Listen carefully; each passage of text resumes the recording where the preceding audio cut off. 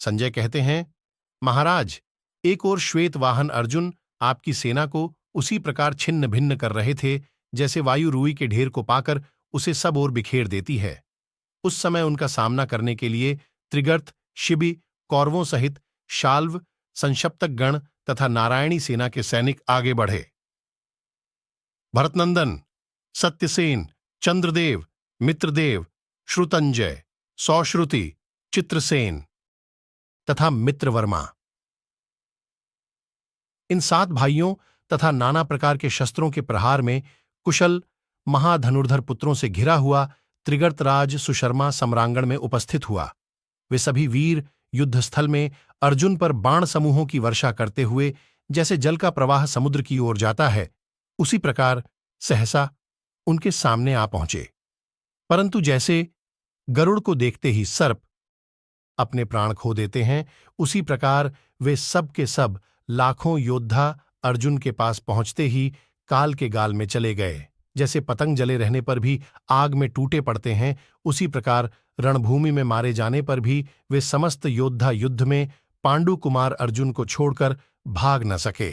सत्यसेन ने 3, मित्रदेव ने 63, चंद्रदेव ने 7, मित्रवर्मा ने 73, सौश्रुति ने 7, श्रुतंजय ने 20 तथा सुशर्मा ने 9 बाणों से युद्धस्थल में पांडुपुत्र अर्जुन को बींध डाला।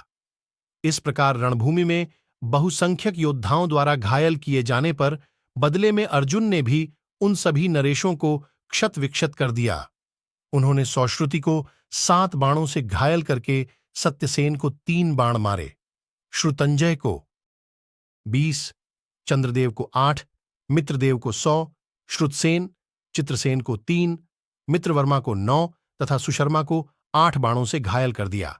फिर सांड पर चढ़ाकर तेज किए हुए कई बाणों से राजा श्रुतंजय का वध करके सौश्रुति के शिरस्त्राण सहित सिर को धड़ से अलग कर दिया। फिर तुरंत ही चंद्रसेन को भी अपने बाणों द्वारा यमलोक पहुंचा दिया। महाराज, इसी प्रकार विजय के लिए प्रयत्नशील अर्जुन ने अन्य महारथियों में से प्रत्येक को 5-5 बाण मारकर रोक दिया। तब सत्यसेन ने अत्यंत कुपित होकर रणभूमि में श्रीकृष्ण को लक्ष्य करके एक विशाल तोमर का प्रहार किया और सिंह के समान गर्जना की। सुवर्णमय दंड वाला वह लौह निर्मित तोमर महात्मा श्रीकृष्ण की बाईं भुजा पर चोट करके तत्काल धरती पर गिर पड़ा। प्रजानाथ, उस महासागर में तोमर से घायल हुए श्रीकृष्ण के हाथा से चाबुक और बागडोर गिर पड़ी। श्रीकृष्ण के शरीर में घाव देखकर कुंती कुमार अर्जुन को बड़ा क्रोध हुआ। वे उनसे इस प्रकार बोले, प्रभो, महाबाहो, आप घोड़ों को सत्यसेन के निकट पहुंचाइए।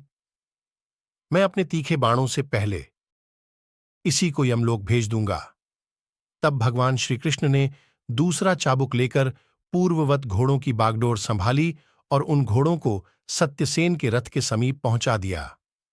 कुंतीपुत्र महारथी अर्जुन ने श्रीकृष्ण को घायल हुआ देख सत्यसेन को तीखे बाणों से रोककर तेज धार वाले भल्लों से सेना के मय भाग में उस राजकुमार के कुंडल मंडित महान मस्तक को धड़ से काट डाला।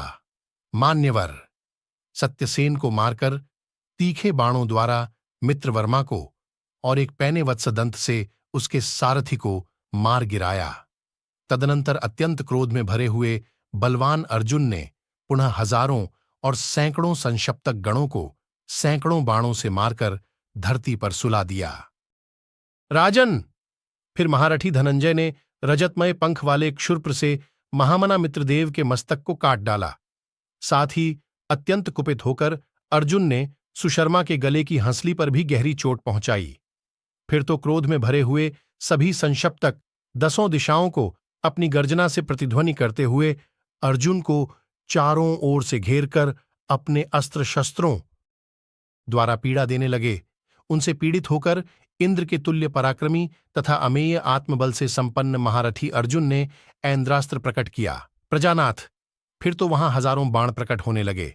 माननीय भरतवंशी प्रजापालक नरेश, उस समय कटकट कर गिरने वाले ध्वज, धनुष, रथ, पताका, तरकश, जुए, धुरे, पहिए, जोत, बागडोर, कुबर, वरूध, रथ का चर्ममय आवरण, बाण, घोड़े, प्रास, रष्टि गदा परिघ शक्ति तोमर पट्टिश चक्रयुक्त शतघ्नी बांहजांघ कणठसूत्र अंगद केयूर हार निष्क कवच छत्र व्यजन और मुकुट सहित मस्तकों का महान शब्द युद्ध स्थल में जहां तहां सब ओर सुनाई देने लगा।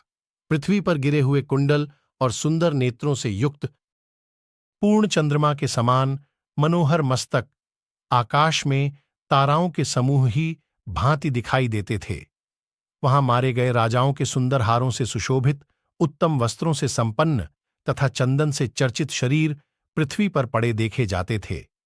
उस समय वहां मारे गए राजकुमारों तथा महाबली क्षत्रियों की लाशों से वह युद्धस्थल गंधर्व नगर के समान भयानक झरण पड़ता था। सम्रांगण में टूट फूट कर गिरे हुए पर्वतों के समान धराशायी हुए हाथियों और घोड़ों के कारण वहां की भूमि पर चलना फिरना असंभव हो गया था। अपने भल्लों से शत्रु सैनिकों को तथा उनके हाथी घोड़े के महान समुदाय को मारते गिराते हुए महामना पांडु कुमार अर्जुन के रथ के पहियों के लिए मार्ग नहीं। क्षण भर के लिए भी ठहर न सकी उस समय सम्रांगण में उन बहुसंख्यक संशप्तक गणों को परास्त करके विजय कुंती कुमार अर्जुन धूम्रहित प्रज्वलित अग्नि के समान शोभा पा रहे थे।